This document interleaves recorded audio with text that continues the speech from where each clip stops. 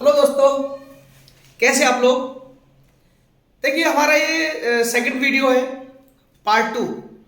हमने इससे पहले पढ़ा था मानव अधिकार।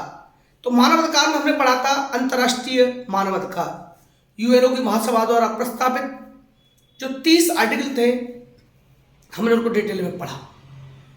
लेकिन आज जो पढ़ने जा रहे हैं दोस्तों, वह है भारत में मानवाधिकार का जो प्रतिबिंब है वो क्या है, और उन मानवाधिकार, अंतर्राष्ट्रीय मानवाधिकारों के आधार पर हमने कौन कौन से आयोग बनाए, निर्धारित किए, कौन से अधिनियम पास किए, उसके बारे में बात करना चाहते हैं।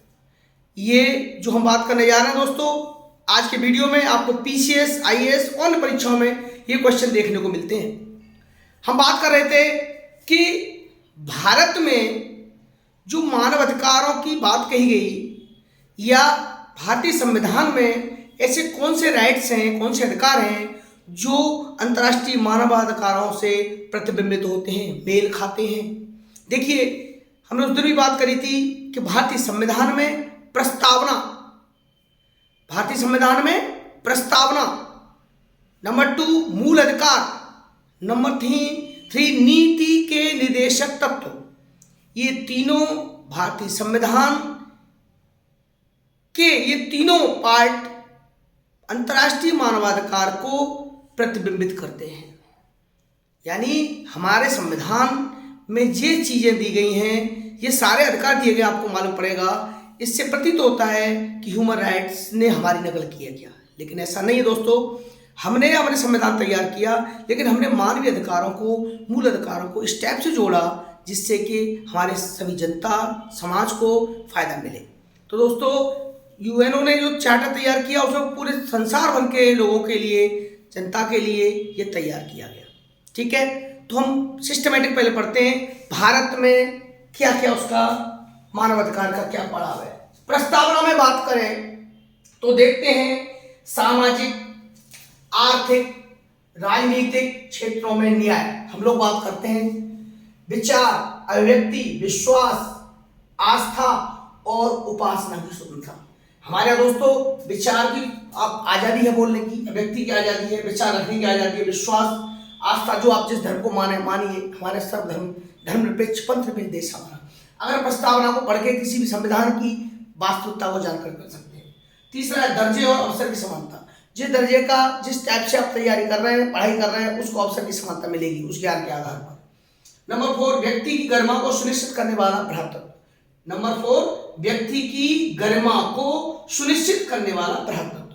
व्यक्ति की गरिमा को डाउन नहीं होने देते। उसके अंदर भाईचारा, हिंदू, मुस्लिम, सिख, ईसाई, सर्वधर्म समभाव का हम बात करते हैं। तो प्रस्तावना में भी ये बात कहेगी। आप मानवाधिकारों को, उस वीडियो को सुनेंगे तो आपको लगेगा कि बिल्कुल वही चीजें यहाँ हैं, जिसमें कि आपको मालूम है हमारे संविधान 1946 से बनना शुरू हुआ था और 49 में तैयार हो गया था। ये 48 में आया है, लेकिन हमने ये 48 को हमने 10 दिसंबर 1948 को ये यूएनओ के चार्टर द्वारा तैयार किया गया। लेकिन इसमें सारी चीजें वही हैं। मूल अधिकार, भाग 3, संविधान के भाग 3 में मूल अधिकार को वर्णन किया गया है, जिसमें आज के समय में 6 पार्ट स्वतंत्रता रह गई हमारी।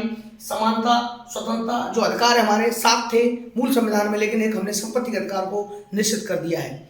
वो करने का कारण उसको कानून अधिकार दे दिया गया है। यूएनओ के चार्टर में भी कहा गया संपत्ति, निजी संपत्ति करने का, इकट्ठा करने का अधिकार तो है आपको, लेकिन उस संपत्ति को आप समझ सकते हैं इनकम टैक्स दे करके तैयार करना होता है। जैसे समानता का अधिकार, स्वतंत्रता का अधिकार, शोषण के विरुद्ध अधिकार, धार्मिक स्वतंत्रता का अधिकार, सांस्कृतिक एवं शैक्षणिक अधिकार और संवैधानिक उपचारों का अधिकार।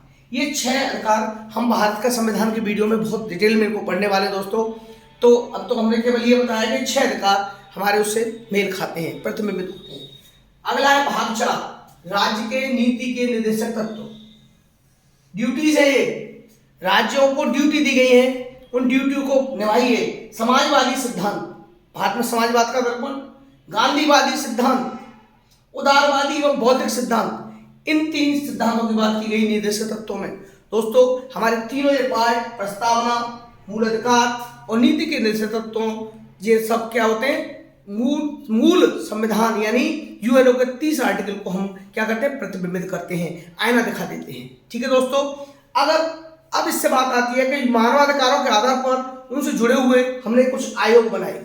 उन आयोग की बात करते हैं जो भारत में राष्ट्रीय आयोग बनाए, राज्य आयोग बनाए, ये इनकी बात करते हैं। दोस्तों देखिए, ये क्वेश्चन यहां से आपको मिलेंगे जो मानवाधिकारों से जुड़े राष्ट्रीय आयोग। आप वीडियो को पूरा सुनिए दोस्तों, ध्यान से समझिए। जो आयोग बनाए गए, ये आयोग यहां से पेपर में आप देखिए, आप पेपर में मिलेगा। अनुसूचित जातियों के लिए, एससी वर्ग के लिए राष्ट्रीय आयोग बनाया गया। अनुसूचित जातियों के लिए एक राष्ट्रीय आयोग बनाया गया, उसको भारतीय संविधान के आर्टिकल 338 में वर्णन किया गया है। सुप्रीम कोर्ट यानी एससी के लिए राष्ट्रीय आयोग बनाया गया। दूसरा है अनुसूचित जनजातियों, एसटी के लिए आयोग बनाया गया। दोस्तों भारतीय संविधान में एसटी के लिए आयोग बनाया गया। एसटी के लिए आयोग संविधान में वर्णन है 338 के ए या का में, 338 के का में संविधान में वर्णन। ये सारी चीजें हम डिटेल संविधान में पढ़ेंगे, लेकिन ये आयोग बनाया गया। ये आयोग दो आयोग बने गए, एससी आयोग, एसटी आयोग। वो आर्टिकल 338, वो 338 के का। ठीक है, और भाषाई अल्पसंख्यकों के लिए विशेष अधिकारी नियुक्त किया गया। इस बात का भी वर्णन, भाषाई अल्पसंख्यक माइनॉरिटीज के लिए विशेष अधिकारी नियुक्त किए गए, इसके लिए भी आर्टिकल 350 के खा यानी ए बी में, 350 के बी में वर्णन किया गया। ठीक है, भारत में भी राष्ट्रीय मानवाधिकारों का निर्माण किया गया, राष्ट्रीय मानवाधिकारों का गठन किया गया। मानवाधिकार संरक्षण अधिनियम 1993 के तहत इसका स्थापना की गई, राष्ट्रीय मानवाधिकार आयोग 1993। ये आपके मेंस में क्वेश्चन आते हैं, आप हम लोग डेट के हिसाब से, ईयर के हिसाब से गलती कर देते हैं। ठीक है, आप इसको नोट कर लीजिए, डायरी पेन, आप एक डायरी निर्धारित कर लीजिए। मैं आपको डेली आपको वीडियो देता रहूंगा। ये प्री मेंस सभी परीक्षाओं में आपके लिए काम करेंगे। दोस्तों बाल अधिकारों के संरक्षण के लिए राष्ट्रीय आयोग, बाल अधिकारों के संरक्षण के लिए राष्ट्रीय आयोग बनाया गया, जिसको के अधिनियम बनाया गया, बाल अधिकार संरक्षण अधिनियम बनाया गया हमने 2005। बाल अधिकार संरक्षण अधिनियम 2005 निर्धारित किया गया। अगला है राष्ट्रीय महिला आयोग, महिलाओं के लिए राष्ट्रीय आयोग अधिनियम बनाया गया 1990। राष्ट्रीय महिला आयोग का निर्माण किया गया, इसका अधिनियम आया महिलाओं के लिए राष्ट्रीय आयोग अधिनियम आया 1990 में। राष्ट्रीय महिला आयोग का निर्माण हो गया। अगला देखिए राष्ट्रीय अल्पसंख्यक आयोग, राष्ट्रीय अल्पसंख्यक आयोग माइनॉरिटी आयोग बनाया गया। इस आयोग यानी अल्पसंख्यकों के लिए राष्ट्रीय आयोग का अधिनियम 1992, इसके लिए अधिनियम बनाया 1992। राष्ट्रीय अल्पसंख्यक आयोग का निर्धारण 1992 में किया गया, अधिनियम आया 1992 के तहत इसकी स्थापना की गई। राष्ट्रीय पिछड़ा वर्ग आयोग की स्थापना की भारतीय संविधान के अनुच्छेद 338 के ख यानी बी में, भारतीय संविधान के अनुच्छेद 338 के बी में की गई। ठीक है दोस्तों, विकलांग व्यक्तियों के लिए केंद्रीय आयुक्त की नियुक्ति की गई। ये विकलांग व्यक्तियों के लिए अधिनियम लाए हम 2016। विकलांग व्यक्ति जो बेचारे अपाहिज होते हैं, जो ईश्वरीय परेशानियां भगवान उनको दे देते हैं, उन व्यक्तियों के लिए हमने क्या लाए, एक अधिनियम लाए 2016। यानी ये आयोग हमने बनाए इंटरनेशनल आधार पर। ठीक है, उसके आधार पर आयोग का गठन करते गए। अब मानवाधिकारों से जुड़े हुए राज्य आयोग, देखो विधानमंडल हमारे संविधान में वर्णन है आपको के केंद्र द्वारा जो आयोग बनाए गए, उसके आधार पर राज्य भी उसका नियम पालन करेंगे। लेकिन राज्य मानवाधिकार आयोग को गठन किया गया अधिनियम 1993 के तहत। देखिए आप, राष्ट्रीय मानवाधिकार आयोग 1993, तो राज्य मानवाधिकार आयोग 1993 में।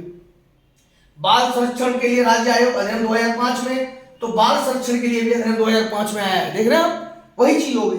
विकलांग व्यक्तियों के लिए अधिनियम 2016, विकलांग व्यक्तियों को 2016। यानी कहने का मतलब जितने आयोग आए, राष्ट्रीय आयोग आए, वो राज्य आयोग के आधार पर निर्धारित किए गए।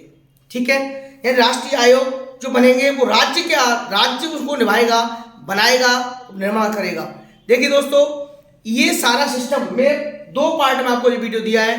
पहले में हमने 30 आर्टिकल बताए भाग 4 के अंतर्गत, यूएनओ मैंने टोटल भाग 4 थे, 30 आर्टिकल थे, और हम नियमबद्ध महिलाओं के लिए आयोग, महिलाओं के अधिकार, बच्चों के अधिकार, तमाम तरह के अधिकारों को हम वर्णन हर वीडियो में करते जाएंगे। छोटे छोटे वीडियो देते रहेंगे आपको, पर डे वीडियो देंगे दोस्तों आपको। आप इनको नियमित एक डायरी बना लीजिए, नोट करते रहिए, वीडियो को बार बार सुनते रहिए, जिससे आपको फायदा मिलेगा। दोस्तों मेरे चैनल को लाइक करिए, सब्सक्राइब करिए और बेल आइकॉन दबाइए, जिससे आपको सारे वीडियो मिलते रहेंगे दोस्तों। थैंक यू दोस्तों।